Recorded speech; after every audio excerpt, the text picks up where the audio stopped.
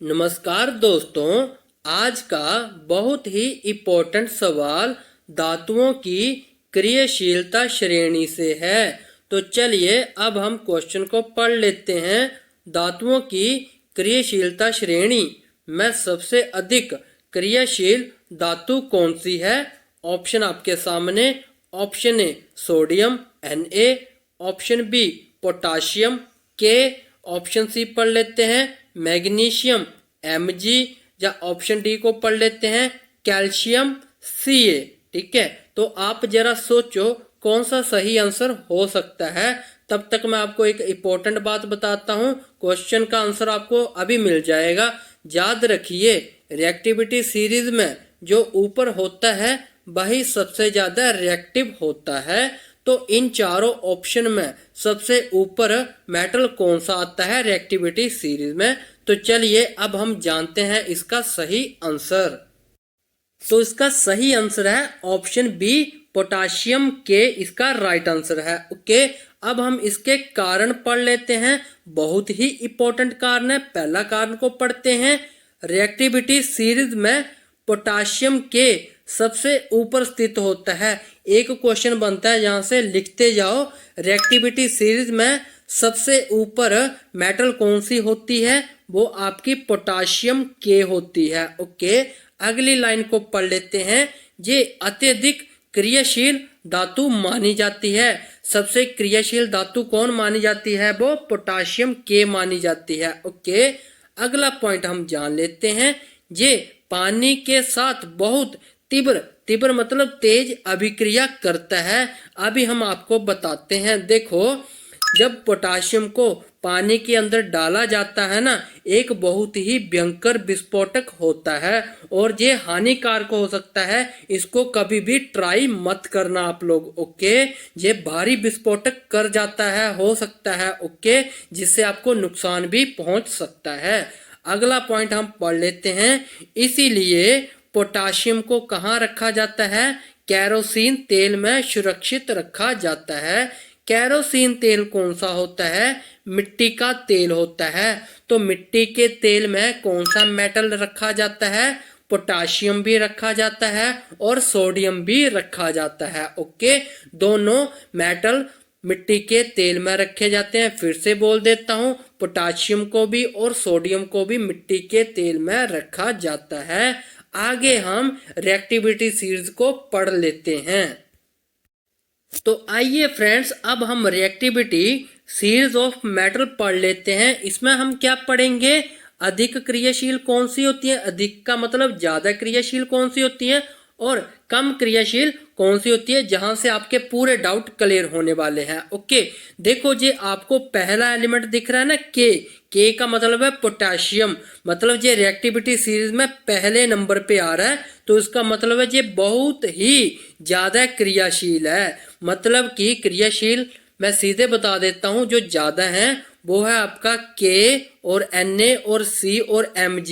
ये चारों एलिमेंट ज्यादा क्रियाशील हैं। ओके, कम क्रियाशील कौन सा है? ये एजू होता क्या है? ये एजू आपका गोल्ड होता है, सोना बोला जाता है इसको। ओके, तो गोल्ड आपका लीस्ट रिएक्टिव होता है, कम रिएक्टिव होता है, और पोटाशियम और Na और Ca आपके मोस्ट रिएक्टिव होते हैं। अगर इन तीनों में से किसी एक को पूछा जाए कि सबसे ज्यादा रिएक्टिव कौन है, तो आपने पोटाशियम को बताना है, के को बताना है। ओके, Na आपका सोडियम होता है, Ca आपका कैल्शियम होता है, Mg आपका मैग्नीशियम भी होता है। ओके, आगे भी हम बता देते हैं। एल्यूमिनियम, Zn जिंक होती है, Fe आयरन होती है, Pb आपका लेड होता है, मतलब सीसा बोला जाता है, H हाइड्रोजन और Cu कॉपर होती है, Hg मरकरी, इसको पारा भी बोला जाता है, Ag आपका चांदी होती है, सिल्वर बोला जाता है। ओके, तो ये जो नीचे वाले हैं ना, ये सभी के सभी लीस्ट रिएक्टिव हैं, और ये जो ऊपर वाले हैं ये पूरे के पूरे ज्यादा रिएक्टिव है, मतलब मोस्ट रिएक्टिव है। तो आगे हम एक और सिंपल क्वेश्चन पढ़ लेते हैं। एक बहुत सिंपल दिखने वाला सवाल, लेकिन एग्जाम में बार बार पूछा जाता है। तो चलिए हम पढ़ते हैं। जंग रस्ट, रस्ट को जंग भी बोला जाता है और जंग को इंग्लिश में रस्ट भी बोला जाता है। किसका? ऑक्साइड है। ऑप्शन पढ़ लेते हैं। ऑप्शन ए तांबा सीजू, इसको कॉपर भी बोला जाता है। ऑप्शन बी लोहा आयरन भी बोला जाता है Fe। ऑप्शन सी जस्ता Zn जिंक भी बोला जाता है। ऑप्शन डी चांदी, इसको सिल्वर भी बोला जाता है, इसका सिंबल Ag है। तो आप जरा सोचो कौन सा सही आंसर हो सकता है। तो आगे हम आपको इसका राइट आंसर बताते हैं। इसका जो सही आंसर है ऑप्शन बी लोहा आयरन। अब हम आगे इनके कारण पढ़ लेते हैं। देखो पहला कारण बहुत ही इम्पोर्टेंट है, रस्ट मतलब कि जंग। इसका फार्मूला क्या है? इंग्लिश में दे रखा है हाइड्रेटेड आयरन ऑक्साइड। अब देखो आपको ये नहीं याद रखना है हाइड्रेटेड आयरन ऑक्साइड, आपको ये वाला फार्मूला याद रखना है Fe2O3XH2O। ये जंग का रासायनिक फॉर्मूला है, ये आपने कहीं कॉपी पेन लेके लिख लेना है। ओके, अगली लाइन को पढ़ लेते हैं। ये लोहे आयरन के हवा और पानी के संपर्क में आने से बनता है। मैं आपको एक बात बताता हूँ, आपने लोहे की रोड देखी है, इसको आप कहीं पे भी फेंक दो पानी में, कुछ दिन बाद आप निकालोगे ना, उस पे क्या लग जाएगा? एक जंग टाइप का लग जाएगा, ब्राउनिश कलर का। ओके, तो उसको हम क्या बोलेंगे? जंग बोलेंगे। और ये जंग किन किन पे लगता है पढ़ते हैं। देखो रस्ट केवल आयरन पर लगती है, सिर्फ लोहे पर लगती है और किसी पे भी नहीं लगती। ओके, देखो कॉपर क्या होता है? तांबा होता है। जिंक क्या होती है? जे जिंक बोला जाता है, जस्ता बोला जाता है इसको। और सिल्वर क्या होती है? आपकी चांदी होती है। ओके, एज इसका सिल्वर है। पर देखो कॉपर पर भी जंग नहीं लगता है, जिंक पर भी जंग नहीं लगता है और सिल्वर पर भी जंग नहीं लगता है। ओके, सिर्फ जंग लगता है आयरन पे। अब हम एक और ऐसा ही मजेदार क्वेश्चन को पढ़ लेते हैं। तो ये रहा आपके सामने एक और इम्पोर्टेंट क्वेश्चन, पढ़ते हैं। कौन सी धातु अम्ल एसिड, अम्ल और एसिड एक ही चीज है, के साथ अभिक्रिया कर हाइड्रोजन गैस नहीं बनाती? पहले हाइड्रोजन का फार्मूला हम आपको बता देते हैं, H2 होता है। अब हम इनके ऑप्शन पढ़ लेते हैं। ऑप्शन ए क्या है आपके सामने? जस्ता जिंक बोला जाता है। ऑप्शन बी लोहा Fe। ऑप्शन सी पढ़ लेते हैं मैग्नीशियम Mg। ऑप्शन डी तांबा Cu, इसको कॉपर बोला जाता है। तो आप जरा सोचो कौन सा सही आंसर हो सकता है। अब हम आपको इसका आगे आंसर भी बताएंगे। तो इसका सही आंसर है ऑप्शन डी तांबा, कॉपर भी बोलते हैं इसको। अब हम इसके कारण पढ़ लेते हैं, बहुत ही इंपॉर्टेंट है इसका कारण। देखो पहला कारण क्या है? कॉपर Cu मतलब कि तांबा और अमोनियम एसिड के साथ हाइड्रोजन गैस नहीं बनाती है। फिर से बोल देता हूं, एक तो कॉपर के साथ हाइड्रोजन गैस नहीं बनती और एक अमोनिया के साथ भी हाइड्रोजन गैस नहीं बनती। ओके, अगला हम आपको एक और लाइन बताते हैं, इंपॉर्टेंट है। देखो Zn zinc, Fe iron, Mg magnesium acid के साथ हाइड्रोजन गैस बनाते हैं। मतलब ये तीनों के तीनों हाइड्रोजन गैस क्या करते हैं? उत्पन्न करते हैं, बनाते हैं। ओके, अगला हम जे एक और पॉइंट पढ़ लेते हैं। जे केमिकल प्रॉपर्टी रिएक्टिविटी सीरीज में लो रिएक्टिविटी की वजह से है। मतलब कि ये क्या होते हैं? कॉपर वाले जे लो रिएक्टिविटी के कारण हाइड्रोजन गैस नहीं बना पाते। ओके, ऐसे ही हम एक और मजेदार क्वेश्चन को पढ़ लेते हैं।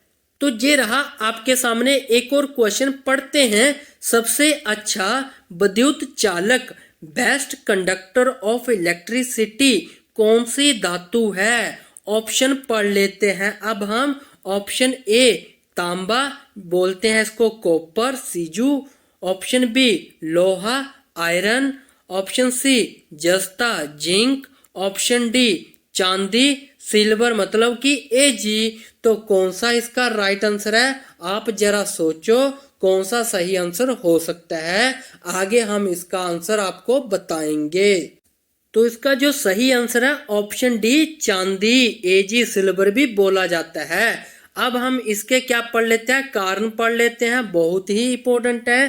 पहला पॉइंट क्या है, सिल्वर एजी सबसे अच्छा कंडक्टर माना जाता है ये दुनिया का, क्योंकि इसकी इलेक्ट्रॉन की मोबिलिटी बहुत ही हाई होती है, इसलिए ये इलेक्ट्रिसिटी का सबसे अच्छा चालक माना जाता है। ओके, फिर से बता देता हूँ, सबसे अच्छा कंडक्टर कौन सा है, वो आपका चांदी है, सिल्वर है, क्योंकि सिल्वर के अंदर बहुत ही ज़्यादा इलेक्ट्रॉन पाए जाते हैं, हाई इलेक्ट्रॉन पाए जाते हैं। ओके, अगला पॉइंट क्या है, कॉपर मतलब सीजू और जेडन जिंक अच्छे कंडक्टर हैं, बट ये सिल्वर जैसे नहीं है, सिल्वर से कम अच्छे हैं। ओके, तो सिल्वर सुपीरियर भी माना जाता है, और कॉपर में भी करंट ट्रांसफर हो सकता है, जिंक में भी करंट ट्रांसफर हो सकता है, बट इन दोनों में से आज सिल्वर सबसे बेस्ट माना जाता है,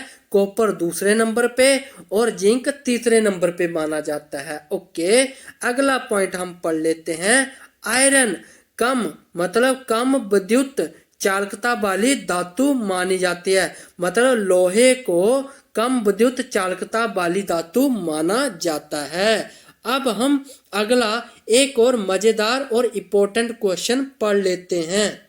तो ये रहा आपके सामने एक और इम्पोर्टेंट क्वेश्चन, पढ़ते हैं। अमलगम किसका मिश्र धातु है? ऑप्शन पढ़ लेते हैं। ऑप्शन ए तांबा कॉपर का, ऑप्शन बी पारा Hg मरकरी का, ऑप्शन सी जस्ता जिंक का, या ऑप्शन डी लोहा या आयरन का। आप जरा सोचो कौन सा सही आंसर हो सकता है। आपको हम अमलगम के बारे में भी बताएंगे, तो पहले इसका हम सही आंसर जान लेते हैं। तो इसका जो सही आंसर है ऑप्शन बी पारा Hg मरकरी बोला जाता है। अब हम इसका कारण पढ़ लेते हैं, इंपॉर्टेंट है। देखो पहला क्या है, अमलगम क्या होती है? अमलगम बेमिश्र धातु है, इसको मेटालॉइड बोला जाता है, जिसमें पारा Hg किसी अन्य धातु के साथ मिलकर एक नया मिश्रण बनाता है। मतलब अमलगम वो चीज होती है जिसमें पारा किसी अन्य धातु को, मतलब पारा को और एक और अन्य धातु को मिलाया जाता है, उसको हम अमलगम बोलते हैं। क्लियर हुआ ये पॉइंट? मुझे आई होप लगता है कि ये क्लियर हो चुका होगा। अगला हम पॉइंट पढ़ लेते हैं। एक और हम इम्पोर्टेंट बात आपको बताते हैं, ये जो मरकरी है ना, इसको हम Hg भी बोलते हैं, पारा भी बोलते हैं। ये भी एकमात्र धातु है, बट कैसे वाली धातु है? जो सामान्य तापमान पर तरल मतलब कि लिक्विड अवस्था में पाई जाती है। मतलब कि ये जो मरकरी है ना, ये पानी जैसे होती है। कैसी होती है? पानी जैसे होती है, बट इसको हम क्या बोलते हैं? मेटल भी बोलते हैं, मतलब इसको तरल पदार्थ भी बोलते हैं मरकरी को। ओके, इसका नाम ये भी होता है कि तरल धातु का नाम बताओ, तो आपने तरल धातु का नाम बताना है पारा मरकरी। ओके, ऐसे ही हम इसके और अन्य पॉइंट जान लेते हैं। तो ये रहे इसके प्रमुख उदाहरण। तो पढ़ते हैं पहला पॉइंट, सिल्वर अमलगम क्या होती है? इसको हम चांदी अमलगम भी बोला जाता है। किस काम आती है? दांतों को भरने के उपयोग में की जाती है। कैसे? मान लो कि किसी के दांतों में कीड़ा लग गया है, तो वो खा लिया हुआ है उस कीड़े ने, उस जगह पे छेद हो गया हुआ है, तो उस जगह को डॉक्टर क्या करेंगे? सिल्वर अमलगम भर देंगे। ओके, तो ये कौन यूज करते हैं? डेंटल क्लिनिक यूज करते हैं, और ये सबसे कॉमन इस्तेमाल होने वाली चीज है सिल्वर अमलगम। ओके, अगला पॉइंट पढ़ लेते हैं, गोल्ड अमलगम क्या किया जाता है? सोने के निष्कर्षण में उपयोग किया जाता है। कैसे? खनन प्रक्रिया में सोना अलग करने के लिए गोल्ड अमलगम का प्रयोग किया जाता है। देखो कितने सारे आपको इम्पोर्टेंट पॉइंट मैंने बता दिए ना। अब हम ऐसा ही एक और लास्ट इम्पोर्टेंट क्वेश्चन पढ़ लेते हैं। तो ये रहा आपके सामने एक और क्वेश्चन, पढ़ते हैं। स्टेनलेस स्टील में कौन सा तत्व जंग से बचाता है। मतलब ये जो स्टील होती है ना, ग्रिल बोला जाता है इसको, लोहे की नहीं स्टील की बोला जाता है। तो देखो आपने देखा होगा कि इसमें जंग नहीं लगता है, तो इन पे कौन सी कोटिंग की जाती है ताकि वो जंग से बची रहें। ऑप्शन पढ़ लेते हैं। Option A chromium Cr, option B nickel Ni, option C जस्ता Zn, option D carbon C। आप जरा सोचो कौन सा सही आंसर हो सकता है। आगे हम आपको इसका राइट आंसर वैसे बता ही देंगे और मीनिंग भी हम आपको बताएंगे। तो ये रहा इसका right answer option A chromium. Okay, अब हम इसके कारण पढ़ लेते हैं। कारण तो बहुत ही इंपॉर्टेंट है। पहला देखो, क्रोमियम Cr स्टेनलेस स्टील की सतह पर एक पतली क्रोमियम ऑक्साइड की परत बना देता है। अब ये जो क्रोमियम ऑक्साइड का फार्मूला पता क्या है, ये लिखा हुआ है Cr2O3। इसको हम पढ़ते हैं क्रोमियम ऑक्साइड पढ़ते हैं। इंपॉर्टेंट फार्मूला है ये आपके लिए। ओके, जब Cr2O3 की परत बन जाती है तो स्टील पे कभी भी जंग नहीं लगता है। अगला पॉइंट हम पढ़ लेते हैं। ये परत धातु को हवा और नमी से बचाती है। ओके, अगला पॉइंट, इस प्रोटेक्टिव लेयर की वजह से रस्टिंग जंग नहीं लगता है। मतलब ये जो क्रोमियम ऑक्साइड है ना, इसको प्रोटेक्टिंग लेयर भी बोला जाता है स्टील का। ओके, तो यही जंग से बचाती है। तो इस वीडियो में हम इतने ही क्वेश्चन रखते हैं। ऐसे ही हम मिलेंगे नेक्स्ट वीडियो के साथ। तब तक के लिए bye bye and take care. अगर आपको जो मेरे क्वेश्चन अच्छे लगे हैं, समझ आए हैं, तो इस चैनल को लाइक शेयर सब्सक्राइब जरूर करना।